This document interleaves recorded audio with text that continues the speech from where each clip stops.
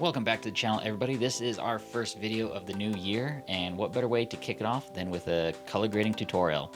It is absolutely cold outside. I don't feel like doing anything. I got a lot of work I need to do on the Forerunner, and I need to film it, and it's just been so cold. I'm just not feeling it. So we are inside, and we're going to be doing a color grading tutorial, and this is going to be more of a color grading breakdown than it is a tutorial, but don't you worry, you're going to learn a lot from this one. This is probably one of the best color grades I've come up with in a long time, and I think you guys are going to really like this. But before we get into that, I want to address some questions I've been getting over shooting with the EOS R6 and color grading inside of DaVinci Resolve. I get a lot of questions on how I deal with image noise with the EOS R6. A lot of people, if you do a search on the internet or on YouTube, a lot of people rap on the EOS R6 because it has poor dynamic range or it has a lot of image noise, and that people present these things as really big issues that I think aren't really that big as they make them out to be. To answer that question on how I deal with that image noise, I don't. I don't do anything. There's no secret sauce or anything. I just shoot my footage. There are tips and tricks that you can do with any camera to avoid having as much noise as possible in your footage, but these are just things you do with any camera and none in particular specifically. While it might be true that the EOS R6 is not a perfect camera, it does have some issues. It falls short in dynamic range. I think if I remember right, I think it has like 12 and a half stops of dynamic range or 13, something around there. And most cameras are shooting upwards of about 14. And that seems to be a deal breaker for a lot of people because they see these things and they think, oh, this is not a good camera to film with. Yet the fact is, I get nothing but compliments on my footage. And yeah, sure, it may not look the most amazing out there, but I think a lot of it comes down to your skill level as a colorist and as a filmmaker and how you shoot.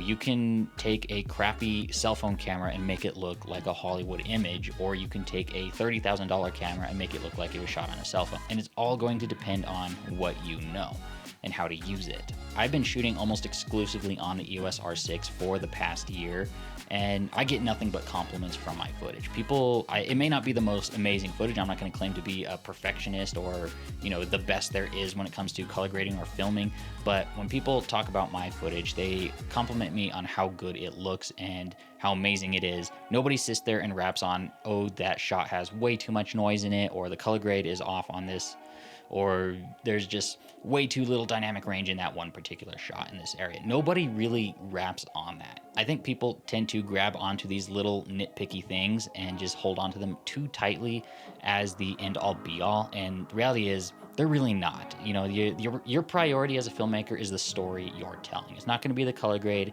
It's not going to be the camera you're filming with. It's all going to come down to the story you want to tell and your skill level. But the bottom line is filming under the right conditions with the right knowledge and know-how and how to use your equipment, you can mitigate these issues very easily and work around them to get good-looking footage. And we're going to talk a little bit about that later in this video. So without further ado, let's go ahead and jump right into this and get into DaVinci Resolve. So if you guys watched the last color grading video I did on this channel, I'll put a link to it up here in the annotations or whatever. But I showed you guys how to do a super easy cinematic film look using film emulation LUTs. Basically, what we're going to be doing for this video is doing the exact same thing, but we're going to take it a step further and do a little more technical work on our shot. So let's jump into DaVinci Resolve and take a look at it. So this is the shot we're going to be looking at. This is shot on a Canon EOS R6. Using Canon C-Log3 and Canon Cinema Gamma. If we look at what that log footage looks like, this is what it looked off camera, and after working on it in DaVinci Resolve, this is what we are left with. So as you guys can see, I have a 9-node setup, and to break down what is going on here, let's go ahead and disable all of them, and we'll just go over each one and enable them one at a time. But the first one, what we're going to be doing is we're going to be taking a we're going to be taking a color space transform node, and we're going to take our Canon Log3 footage and convert it to DaVinci Wide Gamut.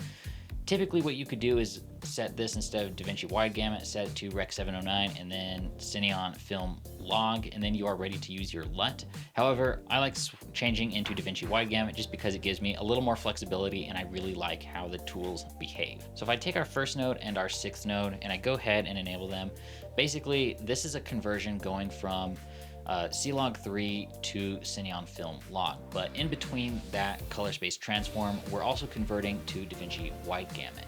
So these nodes, these 4 nodes in between, all take place in DaVinci Wide Gamut.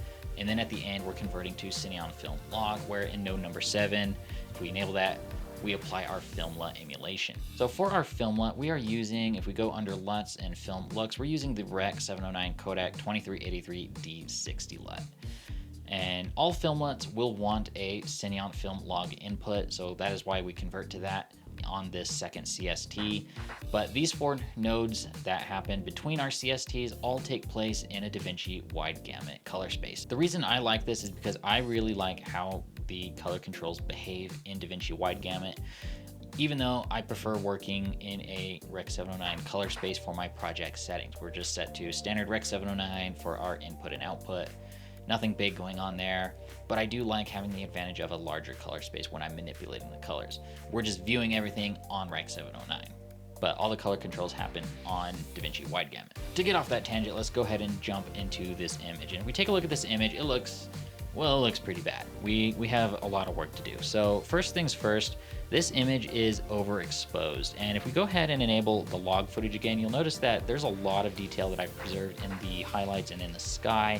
And when we convert it to Cineon Film Log and apply our film LUT, we are losing a lot of that data. Now, a lot of that is due to the fact that I tend to expose to the right.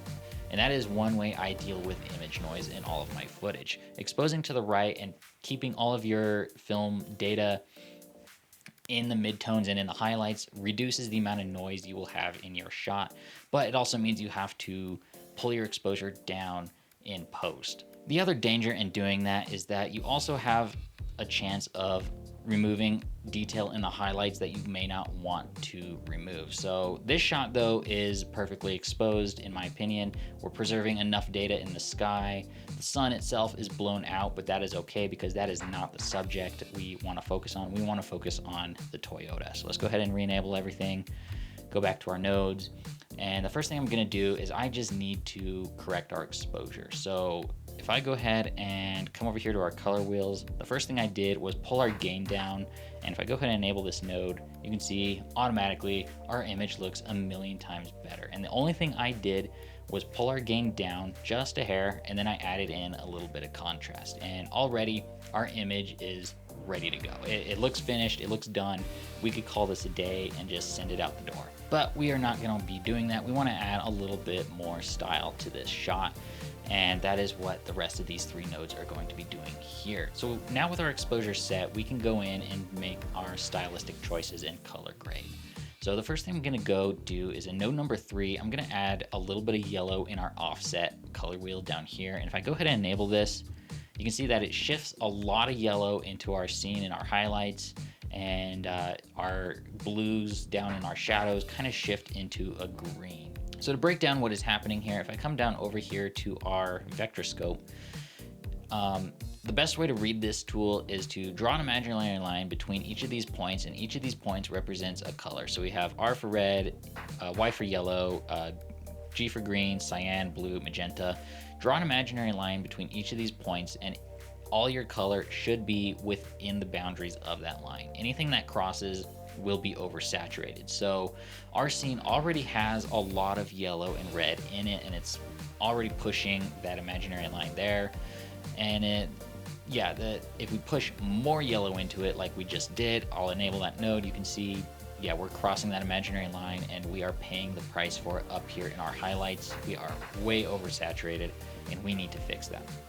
But we really like what is happening down here in our shadows, where I'm shifting things a little bit more green, and that is the science of what is happening here when I shift all our colors, when I add more yellow to the overall color. So blue is on this side, but if we're shifting more yellow in, which is on this side, our blues slightly become more green. So when I enable that, we have more green in our shadows, and our highlights are very overexposed. But we like the results that this is giving us. So we just need to correct what is happening here. And to do that, we have node number 4 over here. And what we're gonna be doing here is adding a custom curve, going over to our hue versus saturation. And if I go ahead and enable this node, we fix everything that is happening. So if we take a look at a before and after in our image, oversaturated, back to normal, oversaturated, back to normal. As you can see down here in our imaginary line, our colors are well below that threshold. Everything looks good now. And what we're doing here is we're going to our hue versus saturation, and we're picking a color, and then we are selectively desaturating that color. So if you notice here, our reds are sitting in the middle here. There's nothing happening there. Typically skin tones will sit in here, and I will typically never want to adjust those unless absolutely necessary. But as soon as we go over here to our yellow, and you can see this little hump here, and this right here is where most of our saturation is going to be, and that is of course between our reds and yellows, a little orange, and that is all in this area right here. So all we're doing is pulling the saturation of our yellows, and it brings our saturation threshold back down to normal levels. But I also decided to go in and pull down our cyan and blue just a tiny bit, and while it's not very noticeable in this shot, it does affect the sky just ever so slightly. And this was more designed for the front lit shots where the sun is behind me, where I have a blue sky. Doesn't really affect the backlit shots, because these are, when you're shooting golden hour like this, typically you're gonna have warm light on one side and very cool light on the other. At least in most of my shooting situations, that's pretty much how it is. And so I just go ahead and pull down the blues and cyans just to better match, add a little more warmth into the image, and just make it match better to our hero shot here. And then if you'll notice here, I took our purple and magenta, and we just pulled it all the way down. There's no saturation whatsoever. And the reason I do this, I almost do this exclusively on every shot I capture, even with drone shots. Purple is generally associated with image noise, purple and green actually, but noticeably more purple in the footage I tend to capture. And I just decide to completely do away with that color in my scenes altogether, unless there's something actually purple in it. Then that kind of adds a little bit of complication to it, but we have nothing to worry about here in this shot. So we just desaturate it completely, and if there's any image noise or digital image noise at all that has purple in it, it's not purple anymore. So it adds a little less distraction, I think. And that's just another way of dealing with image noise, in my opinion. So with our hue versus saturation curve set, we then pretty much have a good image ready to go. I do want to make some stylistic choices to this, and I want to make our Toyota pop a little bit more. So if I come over here to node number 5, what I did is I added in a power window and came over here to our tracker, and we just, let me close this. Oh, nope. Close this. And we tracked that mask to the Toyota. So as I scrub through our footage, you'll see that it just tracks. And all we did inside that mask is use our color wheels, pull down or pump up our gamma just a little bit. And all it did is made the Toyota pop just a little more. So if I enable and disable, you can see the difference it makes. This kind of brings your attention to the center of the image a little bit more. We can also add a little bit of a vignette around our image, but we're gonna be doing that at the end of our color grade. And now we are basically done color grading our image. So node number 6, we are converting back from DaVinci wide gamut to Cineon film log with a CST. And then in node number 7, we are applying our Kodak 2383 D60 LUT. And that is what our image looks like so far. And you could almost call this done. It is really close. I wanted to make a few extra changes though. If we come back over here to our waveform, one thing you'll notice when using this LUT a lot is that it will cool off your shadows and warm up your highlights. And that is just kind of the cinematic film look that a lot of movies have. And it also kind of pushes the shadows up a little bit flatter, so there's no pure black value, and especially in this shot where you think there might be down here in the wheels. It's actually not. Nothing is touching pure 0 down here in our waveform. Everything is going to about 128, a little bit darker, not quite much though. So I wanted to emphasize that a little bit more, so I went over here to our curves, and if we go back to our custom curves, all I did was add default anchors, which adds each of these points down here. And then I took our shadow and pushed it a little bit more to give it more of a matte look and just kind of emphasize that film look. So if I go ahead and disable that, you can see what's going on in the shadows, notably down in the bottom right corner here, right? Enable and disable. we just make things a little more matte looking. So I like how it looks. It is just a stylistic choice for me, I think. And then after that, of course, we can add our vignette by adding yet another power window. But on this window, we just made it the size of our, the size of our scene, and really feathered it out a lot. And if we break it down here and enable that, yeah, that's what it looks like. And then we also have to invert it right here. So enable invert right there. And then we go over here to our color wheels, gamma, and then we just pull it down. And if we disable this, we can see what it looks like. Make this fit again. This is without, this is with a vignette. Without, with.